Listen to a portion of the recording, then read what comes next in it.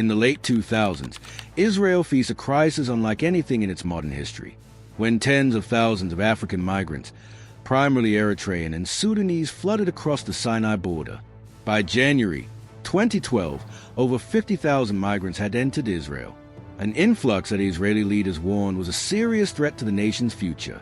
Prime Minister Benjamin Netanyahu said that without a new barrier, Israel would face a flood of illegal migrants from Africa, something much worse than Sinai terrorists. From a trickle, in 2006, this wave grew into a surge, overwhelming border towns entering the southern neighborhoods of Tel Aviv into makeshift camps. Local residents and officials cried out for help as the government scrambled to respond. In the first half of 2012, nearly 9 cousins, 600 Africans crossed illegally, but the next year, only 34 managed to do so, a staggering 99% reduction. In a remarkable tone, Israel implemented a series of measures that reduced illegal crossings by nearly 100%. Be many wondering, how did they do it? Well, today we reveal how Israel solved the immigration crisis, why their approach holds lessons for nations worldwide. Although the period from 1948 to 1956 saw numerous attempts by Palestinians to cross into Israel, often leading to violent clashes with border guards, it was in the late 2000s that the country's concerns really took off. The centerpiece of Israel's crackdown was the construction of a massive new barrier between 2010 and 2013. Israel built a 245-kilometer, 152-mile high-tech fence along its border with Egypt, according to the Times of Israel. The final 245-kilometer stretch from Rafah to Eilat was completed in 2013 at a cost of approximately 1.6 billion Israeli shekels, around $450 million, one of the largest projects in recent Israeli history. Within a few years, the first 230 kilometers of the fence were finished, but the construction of the final 15 kilometers, which formed the southwest boundary between Egypt and Israel, took an additional year and a half. The rough terrain of the region around Eilat, with deep valleys and hot rock, was the cause of this delay. This particular section also happened to be the most popular infiltration route. However, this tactic was actually much longer in the making than people realize. In 2002, Israel began constructing a security barrier to protect its innocent men, women, and children from the deadly threat of bombings. However, this infrastructure soon evolved into a broader measure aimed at controlling and reducing illegal immigration, transforming the barrier's primary purpose from solely security to also addressing migration challenges. Over 17 years, Israel invested about 6 billion Israeli shekels in all new border fences. This barrier was designed to address multiple threats, but primarily to curb the African migrant surge, and it worked almost overnight. In the first half of 2012, nearly 9,600 Africans crossed illegally after the fence's completion. Only 34 did so in the first half of 2013, a staggering 99% reduction. By 2016, just 11 migrants had managed to slip through. Prime Minister Netanyahu proudly declared that Israel had halted the infiltration and even promoted the fence as a model later cited by President Trump in planning his border war with Mexico, while groundbreaking in its approach. These measures were met with fierce criticism and concern. The fence itself is actually 2 parallel barriers built by the Israelis, one of barbed wire fins within Gaza and a 10-foot-high metal smart fins packed with surveillance sensors along the Israel borderline. Alongside the barrier, Israel enacted tough laws to deter and punish illegal entry. In 2012, the Knesset passed the anti-infiltration law, allowing the government to send anyone caught without legal status or who overstayed a visa to special detention centers. Thousands of Africans were rounded up and held at Sharon in prison, or a desert camp called Halat. Under this law, single men could be detained for up to 3 years. However, in 2013, the Supreme Court struck down the detention policy as unconstitutional, leading to the creation of Halat, a semi-open camp where around 1,800 migrants were required to check in daily, but could leave during the day. Interior Minister Ili Ishai branded migrants infiltrators and compared them to a disease warning. They pose an existential threat to Israel. Netanyahu warned that a migration wave of up to 1 million could destroy Israel's character. Critics argued that these laws were inhumane, but the government insisted that they were needed to defend the Jewish and democratic nature of the state.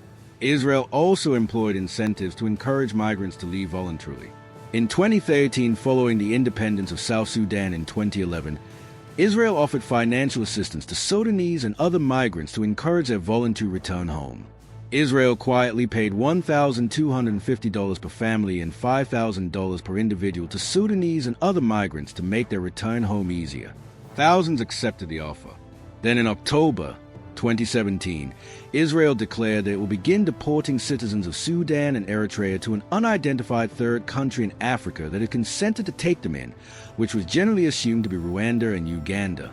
The Supreme Court, however, ruled that all deportations of Sudanese and Eritrean nationals be halted because the Israeli government was unable to verify which nations had consented to cooperate in deportation arrangements. NGOs argue that Rwanda was not a safe destination and that deportees could face abuse or persecution. Although Israel's courts intervened with a high court ruling that forcible deportations were unconstitutional nonetheless.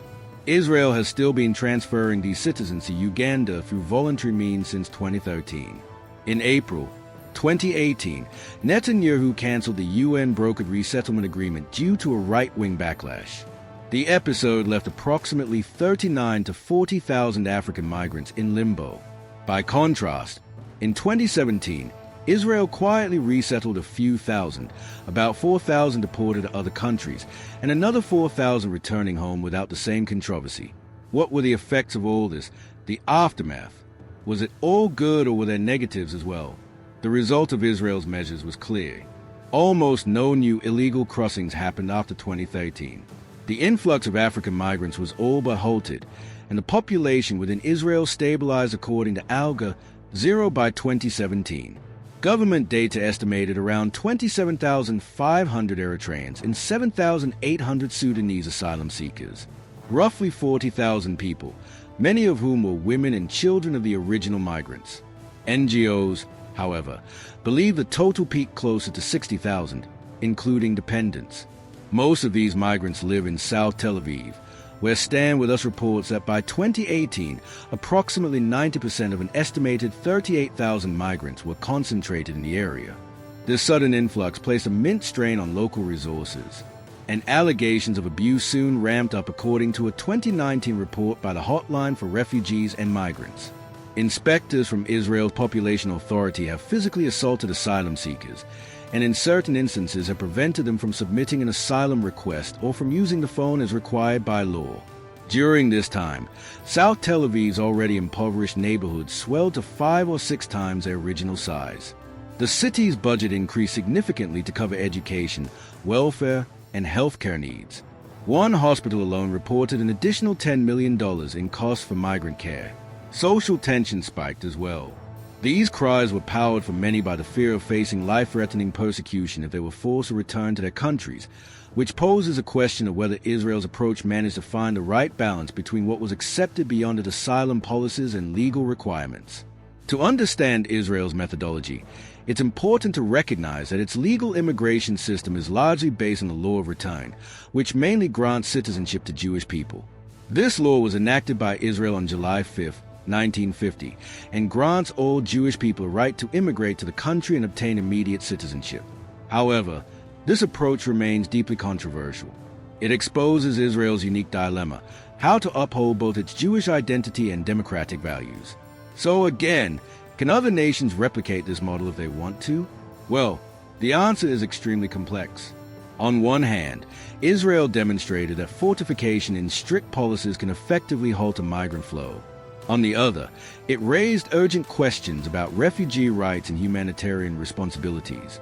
The global debate continues as Israel's strategy, an effective security lesson, or warning of how far a country will go in pursuit of its goals.